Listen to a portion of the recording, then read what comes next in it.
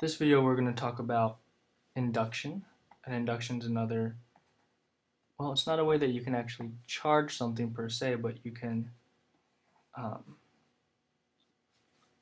polarize objects. So polarizing objects means that you create a charge separation. So that could mean that you have something that has equal numbers of protons and electrons, right? So it's in total neutral. But if all the protons are to one side and all the electrons are to another side, or maybe something that's more plausible where you have the electrons kind of more likely to be on one side, you'll end up with part of the object being positive and part of it being negative, even though kind of in total it's neutral. And so if you look at the first picture I drew, I'm bringing a negative object towards an electroscope, and I'm not touching it, okay? So there's no actual transfer of charge.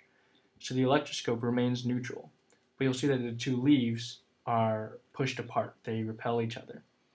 And so what's happening is that the electrons that are normally kind of evenly distributed throughout the electroscope are repelled downward. Because of the strong negative charge of the negative object, those electrons are forced downward. And this works because the electroscope's made out of metal and it's a conductor. So the electrons can move around, they can flow through it. And so the electrons flow downward. And that leaves the top part with a deficit of electrons. So it becomes positive. That top half becomes slightly positive. And the bottom half becomes slightly negative because now there's all these additional electrons that are down there that used to be in the top. And in the picture that I drew, it's very it's kind of very dramatic. That's not actually what happens, but it's something in that direction. The electrons are repelled downward. Of course, it won't be all of them, but it makes it easier to draw. Because the leaves, right, the bottom part is now negative, the two leaves will repel each other and they'll be opened apart. And again, just to emphasize that the electroscope is not charged now, it's polarized, right? So the whole thing is neutral, but there's now a separation of charge. There's the top half, which is positive, and the bottom half, which is negative. If you look in the second picture, picture number 2, I've done a very similar thing. I've just brought a positive object next to the electroscope, again, not touching it. And you'll see that the reverse happens. Now there's this strong positive charge. The electrons are attracted to it, so the electrons move from the bottom to the top, making the top half slightly negative and the bottom half slightly positive. And because the bottom half is slightly positive, the two leaves will repel. And something that's really important to notice here again is that the picture is kind of overly done, it's dramatic, but that's basically what happens. And if I were to remove the charged object from the vicinity of the electroscope, the leaves would go back down.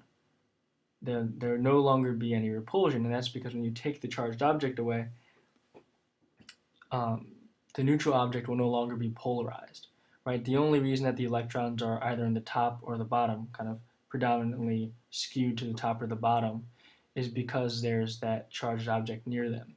So if you take the charged object away, the leaves fall back down. Now in conduction, like if I actually touch them, the whole electroscope would become charged. And at that point, the leaves would just repel because the electroscope is charged. In induction, right, we're just bringing the charged objects near it. That's what induction is. We're just bringing it near it in its vicinity. You really need the charged object there to get the repulsion. All right, and now if we look in pictures number 3 and 4, a common example is with balloons. And so if I have a negatively charged balloon and I bring it near a wall, it'll stick. There will be a force there, even though the wall isn't charged. And this partly works because balloons are made out of kind of a rubbery material, so they're insulative, or fairly insulative. So that negative charge, it'll keep that negative charge. The electrons will not flow out, right? You won't get a charge transfer through conduction. Instead, you'll get induction. And what will happen is that the wall will become polarized, and the electrons in the wall will be kind of forced to the far side, and you'll be left with the near side being net positive. And so that positive front side and the negative balloon will attract, and that's why the balloon sticks to the wall. And another just fine point to notice that is the wall is not a conductor, so the electrons can't necessarily flow everywhere, they kind of just shift.